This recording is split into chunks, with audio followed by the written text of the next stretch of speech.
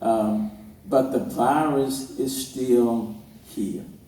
And what we are trying to do in the very best way is to manage the environment and manage the virus while we proceed to open up.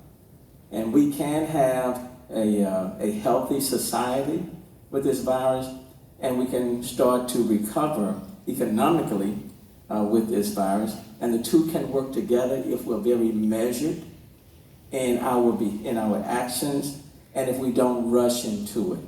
And that's what we are hoping will take place. And so my concern is that if we, by moving too quickly, too fast, we are not going to manage this virus very well. My hope is that people won't rush to open, and I hope what the governor has done in his phase-in, I hope it works.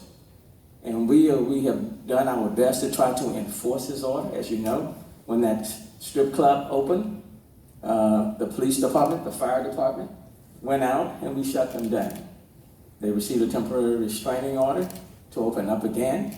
We asked the state attorney general and the governor to clarify their order that it did not apply to strip clubs.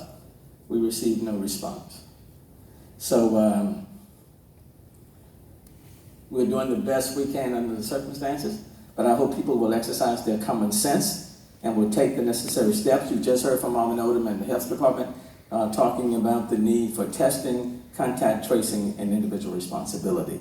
Those three things are needed in order to protect people in this city so that 3 to 4 weeks or a month from now, we don't face what we faced in March and in April, and we are not forced to kind of repeat these work safe orders again.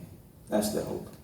Another question for the rolling out of the new testing sites by the end of the month, Sure. as well as the hiring of the additional contact tracers. How is all of this being funded? Who's paying for it?